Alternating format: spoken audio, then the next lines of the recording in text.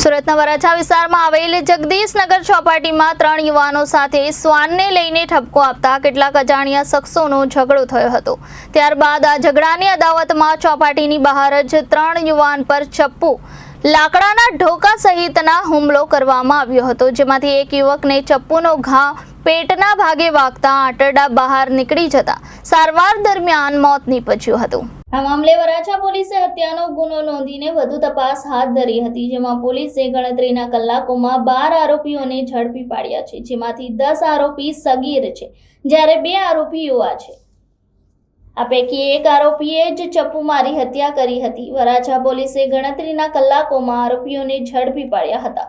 Varachha police દ્વારા 10 સગીરને પોતાના ઘરે અને મિત્રોના ઘરેથી ઝડપી પાડવામાં આવ્યા હતા, જ્યારે પુખ્ત વયના 2 આરોપી વિક્રમ ઉર્ફે વિકી નારાયણ સોલંકી ઉંમર વર્ષ 21 રત્ન કલાકાર અને ભીમ ભરતભાઈ રાઠોડ ઉંમર વર્ષ 19 રત્ન કલાકારની ઝડપ કરવામાં આવી છે, ત્યારે 10 સગીરને જુવેનાઇલ હોમમાં મોકલવાની તજવીજ હાથ ધરવામાં આવી છે। આખી ઘટનામાં 10 સગીરોનો સમાવેશ થાય છે। તેઓ આ 3 યુવકોને માર્યા બાદ પોતપોતાના ઘરે જઈ સૂઈ ગયા હતા। તેમણે આ યુવકનું મોત થયું હોવાની જાણ પણ ન હતી। 2 કે 3 સગીરો તો તેના મિત્રોના ઘરે જઈ સૂઈ ગયા હતા। તેમને તેમના ઘરેથી સૂતેલી હાલતમાં જ પોલીસે ઝડપી પાડ્યા હતા, ત્યારે 2 પુખ્ત વયના યુવકોએ ભાગવાનો પ્રયાસ કર્યો હતો અને તેને નજીકમાં આવેલ સોસાયટીમાંથી ઝડપી પાડવામાં આવ્યા હતા।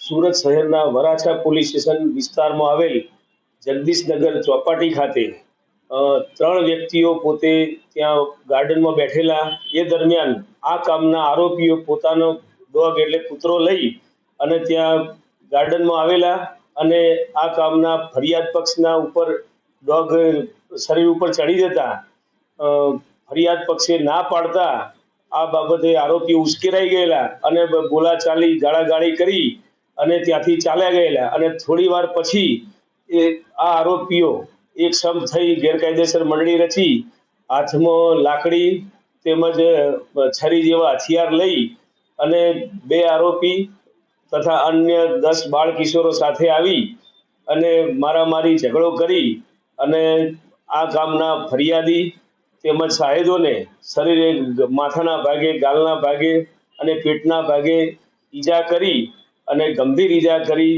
અને પોતે ભાગી ગયેલા।